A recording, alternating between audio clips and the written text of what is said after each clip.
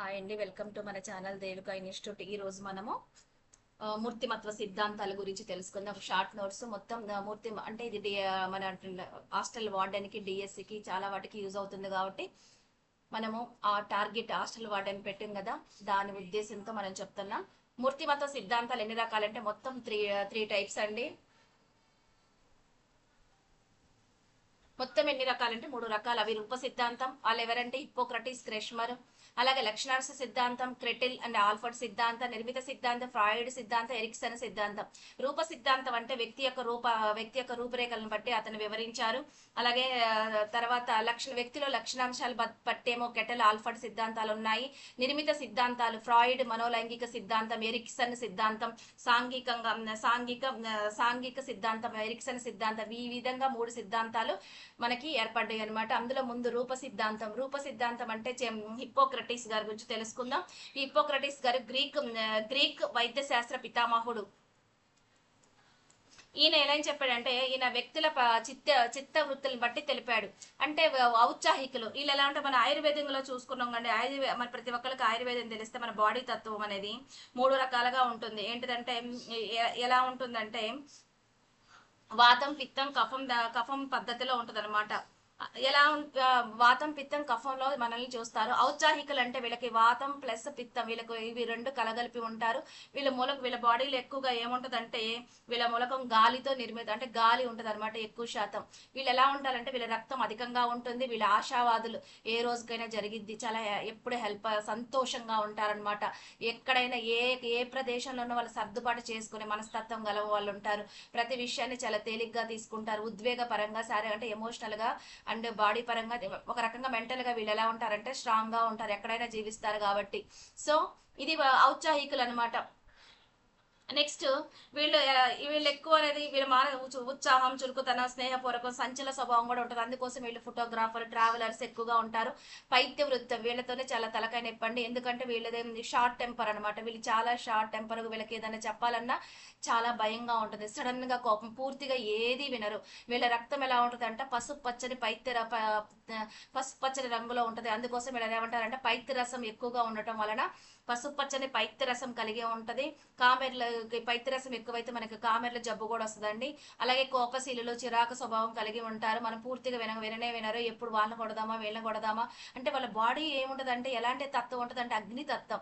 ఏది తిన్నా పాప వీళ్ళు తొందరగా హీట్ చేస్తుంది. బాడీ తత్వం చాలా ఉండటం వల్ల ఆ తత్వం వాళ్ళు తగ్గించుకోలేక వీళ్ళు ఎక్కువగా చికెన్, మటన్ అలాంటి స్పైసీ ఫుడ్ కూడా ఎక్కువ తినటం వలన వీళ్ళు ఎప్పుడు చిరాగ్గా, కోపంగా ఉంటారనమాట. వీడికి ఎందుకు, చాలా మంది అంటారు కదా వీడికి పైత్యం ఎక్కువైంది అంటారు. అంటే బాగా కోపం ఎక్కువైంది అంటే, వీళ్ళు ఎప్పుడు ఏదైనా ఏదైనా విషయం చెప్పిన అనుకో సంపుదాం పొడుద్దాం అని ఆ రేంజ్ లోనే ఆలోచిస్తారనమాట. వీళ్ళు మెంటల్ గా చాలా బలహీనంగా ఉంటారు. శ్లేష్మ ప్రవృత్తి గల వాళ్ళు, వీళ్ళలో కఫదోషం అంటారు కదా, కఫం అంటారు కదా, కఫం ఎక్కువైంది అంటారు. అంటే జలుబు, దగ్గు ఎక్కువగా ఉంటది. వీళ్ళకి అధికంగా శ్లేష్మ ఉంటది. అంటే ఎక్కువగా వాళ్ళు దగ్గినప్పుడు అలా వస్తుంటారు చూడండి, అలా కఫదోషం ఎక్కువగా ఉంటుంది. వీళ్ళు నెమ్మదిగా, నిదానంగా, ప్రశాంతంగా కూడా ఉంటారనమాట. స్థిరత్వ స్వభావం ఉంటుంది. అంటే ఆ వచ్చిన వాళ్ళు ఏ పని చేసినా స్థిరత, అదే వచ్చిద్దిలే, ఆ టయానికి వచ్చిద్ది, అప్పుడు చేద్దాంలే అన్న తత్వంతో ఉంటారు. సోమరిగా కూడా ఉంటారు. వీళ్ళు శారీరకంగా, ఉద్వేగపరంగా వీళ్ళు కూడా బలహీనలుగా ఉంటారు. విషణలు అంటే పైత్య స్వభావం ఉంటారు. పైత్య స్వభావం అంటే వీళ్ళ శరీరం కూడా అగ్నిగా ఉంటది, కానీ మరీ మరి వాత స్వభావం అండి, వాత స్వభావం. వీరు మరీ పైత్యం లాగా బిహేవ్ చేయరు. వీళ్ళకి కూడా ఉంటది. వీళ్ళకి ఏంటంటే డైజెషన్ ప్రాబ్లమ్స్ ఉంటాయి. వీళ్ళు కూడా ఎలా ఉంటారంటే, వీళ్ళు ఎక్కువగా ఒంటరితనంగా ఉంటారు. ఈ వాత స్వభావం ఉన్న వాళ్ళు ఎలా ఉంటారంటే, వీళ్ళ రక్తం వీళ్ళ లోపల ఎలా ఉంటుంది, నల్లని పైత్య రసం అధికంగా ఉంటుంది. మందకోడిగా, విషాలు, చాలా బద్ధకస్తులు అనమాట. వీళ్ళు కూడా చాలా బద్ధకంగా ఉంటారు. ఆ శ్లేష్మ వాళ్ళ కన్నా కూడా వీళ్ళు చాలా బద్ధకంగా ఉంటారు. ఏ పని మీద ఇంట్రెస్ట్ ఉండదు, ఎక్కడికి పోవటానికి ఇష్టం ఉండదు. వీళ్ళు ఎప్పుడు ఒంటరిగా ఉండటానికి ఎక్కువ ఇష్టపడతారు. అలాగే ఆందోళన, టెన్షన్ పార్టీస్ అనమాట. యాంగ్జైటీ, టెన్షన్ వీళ్ళల్లోనే ఎక్కువగా ఉంటుంది. అలాగే కళాత్మక అంటే వీళ్ళు ఎక్కువగా కళాత్మకంగా కూడా వీళ్ళుంటారు. ఇలాంటి స్వభావాలు అనేవి ఈ హిప్పోక్రటీస్ గారు మనుషుల ఔత్సాహికులు, అలాగే పైత్య ప్రవృత్తి గలవారు, శ్లేష్మ ప్రవృత్తి గలవారు, అలాగే విషణులని ఈ రకంగా వివరించారు. అంటే వీళ్ళల్లో పైత్య ప్రవృత్తి గల వాళ్ళ యొక్క పైత్య రసం అనేది పసుపచ్చగా ఉంటుంది. విషణుల యొక్క పైత్య రసం అనేది నల్లగా ఉంటుంది, అది అధికంగా ఉంటుంది అనమాట. అందుకోసమే ఇది కూడా హిప్పోక్రటీస్ గారు విషణులు అనేది ఇది ఒక ఊహాత్మకంగా స్వీకరించారనమాట. అంటే ఇది కరెక్ట్ గా కాదు, ఆయన ఊహ ద్వారా అనమాట. Next Ernst Kretschmer. Ernst Kretschmer వర్గీకరణలో ఏంటంటే వ్యక్తుల శరీర నిర్మాణం బట్టి, అంటే రూప సిద్ధాంతంలో భాగంగా ఈయన కూడా ఉన్నారు. ఈయన జర్మనీ దేశస్థుడు. ఈయన పీవరకాయలు, క్రీడాకాయలు, ప్రాంశకాయలు అని వివరించారు. పీవరకాయలు అంటే లావుగా, ఉల్లాసంగా, కలుపులుగా, ఎక్స్ట్రావర్తులుగా ఉంటారు. విషయాన్ని చాలా ఎక్స్ట్రావర్తులు ఎందుకంటే అన్ని బయటకే చెప్పేస్తారు కాబట్టి వాళ్ళ మనసులో ఏది ఉంచుకోరు కాబట్టి వాళ్ళు చాలా తేలిగ్గా, అంటే ఏదైనా చెప్పిందాక వీళ్ళకి ఆగదనమాట. వీళ్ళ మనసులో ఏదైనా ఉంటే ముందు బయటికి అనేసేయాలి. అప్పుడు వాళ్ళు చాలా మెంటల్ గా చాలా రిలాక్స్డ్ గా ఉంటారు. ఏ విషయాన్నైనా సరే చాలా తేలిగ్గా తీసుకుంటారు. క్రీడాకాయలు అంటే కండపుష్టి, ఆశావాదులు, ఎక్కువగా సర్దుబాటు చేసుకుంటారనమాట. ప్రాంశకాయలు వీళ్ళు అంతర్వర్తులు, ఇంట్రావర్తులు. వీళ్ళు సన్నగా ఉంటారు, బలహీనంగా ఉంటారు, సిగ్గుపడుతూ ఉంటారు. వీళ్ళు ఎక్కువ నిరాశవాదులుగా ఉంటారు. అంటే వీళ్ళు ఎక్కడైనా మాట్లాడాలన్నా కానీ వీళ్ళు ఎవరు అందరూ అనుకున్నట్టు వీళ్ళు అసలు బలహీన కాదు. వీళ్ళ ఆత్మ చాలా స్ట్రాంగ్ గా ఉంటుంది. ఇంటర్వర్తులు కనపడరు కానీ మాట్లాడమంటే ఏందేందో మాట్లాడుతూ ఉంటారు అనమాట. ఇప్పుడు మా ప్రభాస్ గారు ఇంట్రావర్త అంటారు కదా, అలాగే వాళ్ళు ఏదైనా వాళ్ళు మాట్లాడితే దారుణంగా మాట్లాడతారు అనమాట. అలాంటి తత్వం ఉంటుంది అనమాట. ఇంట్రావర్తులకి జ్ఞానం ఎక్కువగా ఉంటుంది కానీ వీళ్ళు బయటికి ఏమి షేర్ చేసుకోరు కాబట్టి లోపల ఉన్నాయని బయటకు వస్తాయి అనమాట. నెక్స్ట్ డబ్ల్యూహెచ్ షెల్టన్ వర్గీకరణ. ఈయన కూడా శరీర ఆకృతిని బట్టి 3 రకాలుగా వర్గీకరించాడు. స్థూలకాయలు, మధ్యమకాయలు, లంబాకృషులు. స్థూలకాయలు అంటే మనందరూ తెలుసు, కొవ్వు ఎక్కువ కలిగి ఉంటారు, కలుపుగోలుగా ఉంటారు, ఆశావాదులుగా, సాంఘిక పరిపక్వతను బాగుంటారు, బహిర్వర్తనలు, ప్రతి అంశాన్ని తేలిగ్గా తీసుకుంటారు. మధ్యమకాయలు బలిష్టంగా, కండపుష్టిగా, ఆత్మవిశ్వాసంతో సాహసం చేయడానికి ఎక్కువగా ఇష్టపడతారు. అంటే వీళ్ళు చాలా బలిష్టంగా ఉంటారు, ఆత్మవిశ్వాసం గల వ్యక్తులు ఎవరంటే మధ్యమకాయలు. లంబాకృషులు అంటే సన్నగా, బలహీనంగా ఉంటారు, అంతర్వర్తులుగా ఉంటారు. లంబారంగంలోనే పెద్దగా అనుకోమాకండి, సన్నగా బలహీనంగా ఉంటారు. ఆయన ఎవరంటే డబ్ల్యూహెచ్ షెల్టన్ వర్గీకరణ. నెక్స్ట్ యంగ్ వర్గీకరణ. ఈయన ఎలా చెప్పాడంటే యంగ్ వర్గీకరణ సాంఘిక కార్యక్రమాల్లో ఎవరైతే సేవలలో సోషల్ వాల్యూస్ పాల్గొనే వాళ్ళని ఆసక్తిగా అనుసరించి కార్ల యంగ్ 3 రకాలుగా వర్గీకరించారు. బహిర్వర్తనలు వీళ్ళు కలుపుగోలుగా, అభిప్రాయాలను స్వేచ్ఛగా ఉంటారు. లైక్ మహాత్మా గాంధీ వీళ్ళు ఉంటారు కదా, మహాత్మా గాంధీ, మదర్ తెరీసా, వాళ్ళెవరు సాంఘిక కార్యక్రమాలు ఎక్కువగా పాల్గొనే వ్యక్తులు. వీళ్ళు బహిర్వర్తనలు అంటే ఎక్స్ట్రావర్తనలు, కలుపుగోలుగా ఉంటారు, అభిప్రాయాలుగా ఉంటారు, స్వేచ్ఛగా ఉంటారు. అలాగే ఇంట్రావర్త్ ఎలా ఉంటారు, మిత భాషలు, శాంత స్వభావాలు, ఇతరులతో అంత కలవరు కానీ వీళ్ళు ఎక్కువ కళాకారులు, పెయింటింగ్ వేయడానికి కానీ లోపల ఇంట్లో ఉండడానికి ఎక్కువగా ఇష్టపడతారు. బయట ఫ్రెండ్స్ తో రమ్మన్నా కూడా ఏదో ఒక రకం ఎలా తప్పించుకోవాలని తిరుగుతూ ఉంటారు. ఇంట్లో వాళ్ళే ఆనందంగా ఉంటారు. నిజం చెప్పాలంటే వీళ్ళకి సెల్ఫ్ లవ్ ఎక్కువ. వీళ్ళు ఎక్కడో కడని దెబ్బతింటారు కానీ వీళ్ళు అసలు మానసికంగా వీళ్ళు చాలా స్ట్రాంగ్ గా ఉంటారు. యాక్చువల్గా చాలా ప్రశాంతంగా ఉంటారు. ఎందుకంటే సెల్ఫ్ మొత్తం వీళ్ళ కంట్రోలే ఉంటది. బయటికి చెప్పకపోయినా కాబట్టి బయట లోపల మాత్రం చాలా సముద్రమైన ఆలోచనలు ఉంటాయి కానీ దాన్ని వ్యక్తపరచడానికి వాళ్ళు భయపడతారు. అంటే ఇలా చెప్తే అంటే వీళ్ళల్లో నిజంగా నిజాయితీ ఉంటుంది. అన్ని ఓపెన్ గా అబ్జర్వేషన్ పవర్స్ అనేవి ఎక్కువగా ఉంటాయి కాబట్టి ఏదైనా చెప్పాలన్నా ఎక్కువ శాతం భయపడతారు అనమాట. ఏమైనా చెప్తే కానీ చెప్తే మాత్రం ఇక ఇంకా అది ఎక్స్ట్రా లెవెల్లో ఉంటుంది. ఉభయవర్తలు ఈ 2 లక్షణాలు కలిగి ఉన్న వాళ్ళు ఉంటారు. వీళ్ళు ఎవరంటే మహాత్మా గాంధీ అంటే సేవ చేసే వాళ్ళల్లో. నెక్స్ట్ స్ట్రాంగర్ వర్గీకరణ జీవితంలో ఇచ్చే విలువల ఆధారంగా మనం ఎలాంటి విలువలకు ఆధారిస్తామో అలాగే ఒక్కొక్కరు డబ్బుకు విలువిస్తారు, ఒక్కొక్కరు రాజకీయానికి విలువిస్తారు, ఒక్కొక్కరు మతానికి విలువిస్తారు, ఒకళ్ళ సాంఘిక సోషల్ వాల్యూస్ విలువిస్తారు. అంటే పరువు అలాంటి వాటి గురించి ఆలోచిస్తారు. అలాగే అందానం గురించి ఆలోచిస్తారు. ఇలాంటి విలువల గురించి వాళ్ళు ఒక వ్యక్తి ఇచ్చే విలువల గురించి ఆయన స్ట్రాంగర్ స్థైందిక విలువ, రాజకీయ విలువ, మత విలువ, సౌందర్య ఆరాధన, సాంఘిక విలువ, ఆర్థిక విలువలని 4 రకాలుగా ఆయన వర్గీకరించాడు. స్థైందిక విలువలంటే వీళ్ళు ఎక్కువ జ్ఞానాన్ని ప్రేమిస్తారు, తార్కికంగా ఉంటారు, సత్యాన్ని ప్రేమిస్తారు, ఈ దేశం కోసం ఏదైనా చెయ్యాలి అనుకునే వాళ్ళు. డాక్టర్ ఏపీజే అబ్దుల్ కలాం గారు, Albert Einstein, sir CV Raman గారు, స్వామి వివేకానంద గారు, వీళ్ళందరూ ఏంటంటే వాళ్ళ యొక్క జ్ఞానాన్ని దేశానికి కానీ వాళ్ళ యొక్క సత్యాన్ని బయట ప్రపంచానికి తెలవాలని ఉండేవాళ్ళు. స్థైందిక విలువలు కలిసిన థియరాటికల్ వాల్యూస్ ఎక్కువగా ఉంటాయి. అలాగే రాజకీయ విలువలు ఎవరెవరంటే మోడీ గారు, అమిత్ షా, సర్దార్ మీకు ఎవరైనా తెలిస్తే వాళ్ళు.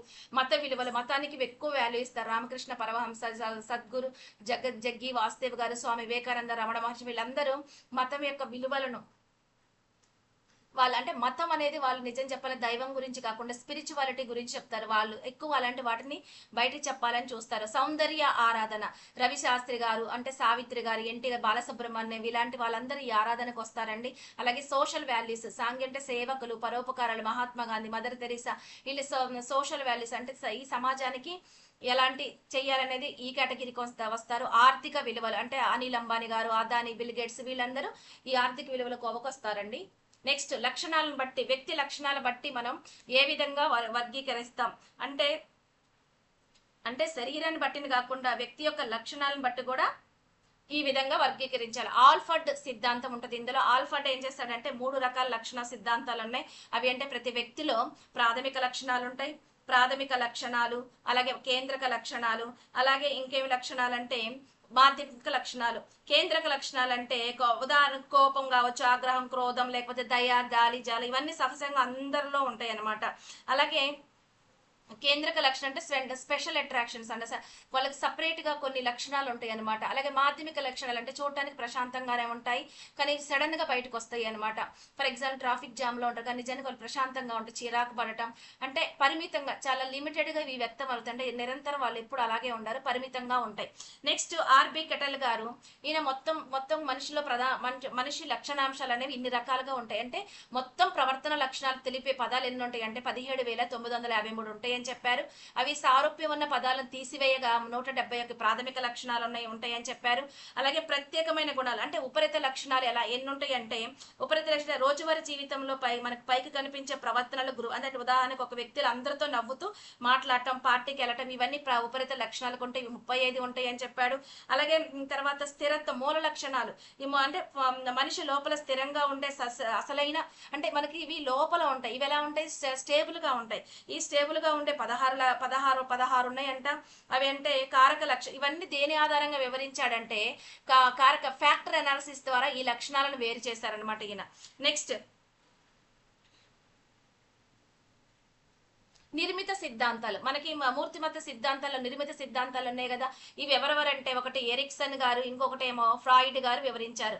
ఎరిక్సన్ గారు అంటే ఫ్రాయిడ్ ఏంటంటే మనోలైంగిక విశ్లేషణ సిద్ధాంతం ద్వారా మళ్ళీ అతను ఎలా చేశాడంటే మూడు రకాలుగా ఉంటాయని దీన్ని సిగ్మండ్ ఫ్రాయిడ్ ప్రతిపాదించాడు. తర్వాత దీని మూర్తిమత్వాన్ని మళ్ళీ 3 రకాలుగా చేశాడు. మూర్తిమత్వ నిర్మాణం, మూర్తిమత్వం గతిశీలత, మూర్తిమత్వం మనోలైంగిక వికాసం అని 3 రకాలుగా చేశాడు. అలాగే మూర్తిమత్వ నిర్మాణంలో మళ్ళీ దీన్ని 3 అంశాలుగా చేశాడు. ఇడ్, ఈగో, సూపర్ ఈగోగా చేశారు. ఇడ్ అంటే ఏంటిదంటే ఇది ఇడ్ని లాటిస్ లో అహం అంటారు.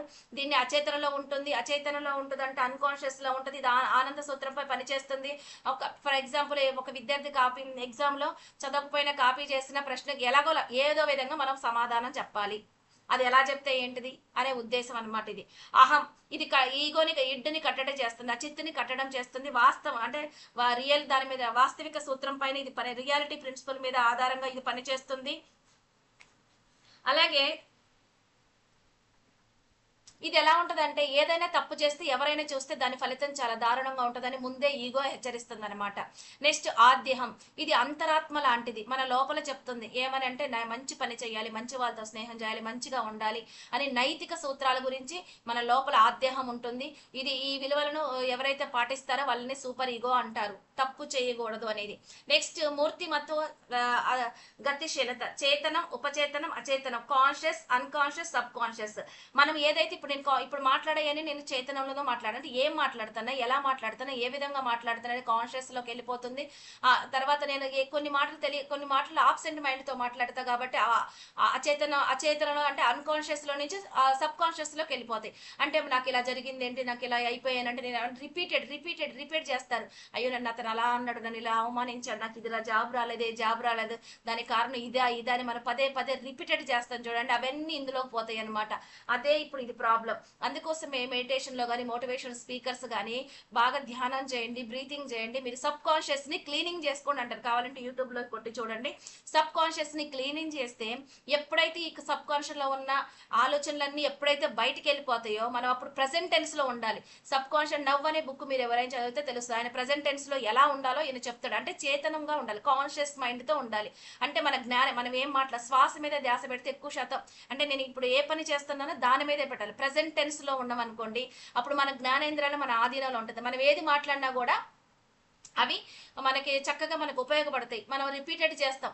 అందుకోసమే ఒక పదాన్ని మనకు సబ్ కాన్షియస్ ని రివర్స్ లో నాకు జాబ్ రాదని భయపడేవాడు, ఎందుకు రాదు, నాకు వస్తుంది అని మీరు ఎక్కడైనా కోచింగ్ సెంటర్ లో మోటివేషన్ కోచింగ్ సెంటర్ లో అంటే వాళ్ళు ఒక్కోసారి 1000 సార్లు ఒక 100 పదాలను 1000 సార్లు 2000 సార్లు రిపీటెడ్ గా ప్రాక్టీస్ చేపించి బాగా రాపిస్తారు. ఎందుకంటే అవన్నీ మన సబ్ కాన్షియస్ లో వెళ్ళిపోతాయి అనమాట. అప్పుడు మన మైండ్ మన అన్ని మనకి అందుకోసమే కదా ఏదైనా మేనిఫెస్టేషన్ చేయమంటారు.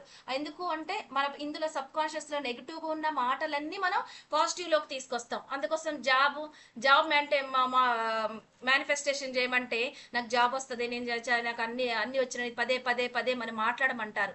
సో ఇవన్నీ ఎందుకంటే మనకి ఇంతకుముందు భయం ఉందిగా, రాలేదని, నేను ఓడిపోయానని ఉంటాయి కదా, దాన్ని మనం క్లీన్ చేసుకోవడానికే ఈ మేనిఫెస్టేషన్. అంటే మేనిఫెస్టేషన్ అంటే 1,1000 సార్లు మనం రిపీటెడ్ చేపిస్తారు. అచేతనంగా కొన్ని మాటలు మనం ఎలా మాట్లాడుతామో తెలియదు, సడన్ గా లోనకి అన్కాన్షియస్, ఏంట్రా ఏం మాట్లాడుతున్నావు, తెలిసి మాట్లాడుతున్నావా తెలియక మాట్లాడుతున్నావా అని అంటారు కదా, అవి ఎలా ఉంటాయి అంటే సడన్ గా అచేతనం నుంచి మనకి కొన్ని మాట్లాడినప్పుడు మనం ఇది మాట్లాడమని కూడా మనకి తెలియదు అనమాట. అలాంటివి అచేతనం అనమాట. నెక్స్ట్ మూర్తిమత్వ మనోలైంగిక వికాసం. కార్లా బ్రహ్మ గారు 2 ఉపదశలుగా విభజించారు దీన్ని. మౌఖిక నిష్క్రియాత్మక, మౌఖిక దౌర్జన్య దశ. ఇక్కడ మౌఖిక దశ, ఆసన దశ, శిష్ణ దశ, గుప్త దశ, జననాంగ దశ, మూర్తిమత్వ లైంగిక 5 దశలుగా ఆయన చెప్పారు. మౌఖిక దశ అనేది పుట్టిన దగ్గర నుంచి 1 సంవత్సరం, ఇది నోరు అంటే పాలు తాగుతారు కాబట్టి నోరు కాముద్దేపర కేంద్రంగా ఉంటుంది. ఆసన దశ ఇక్కడ వాష్రూమ్కి వెళ్తూ ఉంటారు కాబట్టి 2-3 సంవత్సరాలకి పాయు కాముద్దేన కేంద్రం అవుతుంది. శిష్ణ దశ అంటే 4 నుంచి 5 సంవత్సరాలు, దీన్ని పూర్వ బాల్య దశ అనిగా పరిగణిస్తారు. ఇక్కడ జననేంద్రియ అవయవాలు కాముద్దేపన కేంద్రంగా ఉంటుంది. అంటే ఒక అమ్మాయి ఏమో తండ్రితో ఎక్కువగా ఉంటది కాబట్టి ఎడిపస్ కాంప్లెక్స్, సారీ ఎలక్ట్రా కాంప్లెక్స్ అవుతుంది. అబ్బాయిలేమో తల్లి ప్రేమతో ఉంటారు కాబట్టి, అబ్బాయిలు తల్లి ప్రేమతో ఎక్కువగా ఉంటారు కాబట్టి, అమ్మాయి నాన్నతో కాబట్టి ఎలక్ట్రా కాంప్లెక్స్ అవుతుంది. అబ్బాయి ఏమో తల్లితో ఎక్కువగా ఉంటారు కాబట్టి ఎడిపస్ క్లాంపస్. ఇక్కడ తండ్రి ఏమో ఎడిపస్ కాంప్లెక్స్ లోనేమో తండ్రి ప్రత్యర్థిగా ఉంటాడు, ఎలక్ట్రో కాంప్లెక్స్ లోనేమో తల్లి ప్రత్యర్థిగా ఉంటుంది. అలాగే నెక్స్ట్ ఇక్కడ ఆసన దశ కూడా కార్లా బ్రహ్మ 2గా ఉంటుందండి. ఆసన బహిష్కరణ, ఆసన ధారణ అనేది 2 రకాలుగా ఉంటది. నెక్స్ట్ గుప్త దశ ఉంటది. ఇది గుప్త దశని మధ్య బాల్య దశలో ఎక్కువ కాలం ఉండే దశ, మధ్య బాల్య దశలో ఎక్కువగా ఉండే దశ. అలాగే దీన్ని యవ్వనారంభ దశ లేదా పూర్వ కౌమార దశ అని కూడా ఉంటారు. గుర్తుపెట్టుకోండి, పూర్వ కౌమార దశ అన్న గుప్త దశనే, యవ్వనారంభ దశ ఎక్కడంటే గుప్త దశ కిందగా ఉంటుంది. ఈ దశలో ఏం చేస్తారంటే ఎక్కువ తదాత్మీకరణం అంతర్లీకరణం అనే ప్రక్రియ వల్ల ఈ గుప్త దశ ఏర్పడును. ఈ దశలో ఆద్యహం కూడా ఎక్కువగా ఏర్పడుతుంది. శిష్ణ దశలో అహం ఏర్పడుతుంది, అహం ఎక్కువగా ఏర్పడుతుంది. నెక్స్ట్ జననాంగ దశ, లాస్ట్ దశ. జననాంగ దశ ఎలా ఉంటుంది? ఇక్కడ 11 నుంచి 11 సంవత్సరాలు పైనే ఉంటుంది. ఇది ఉత్తర కౌమార అంటారు దీన్ని, ఉత్తర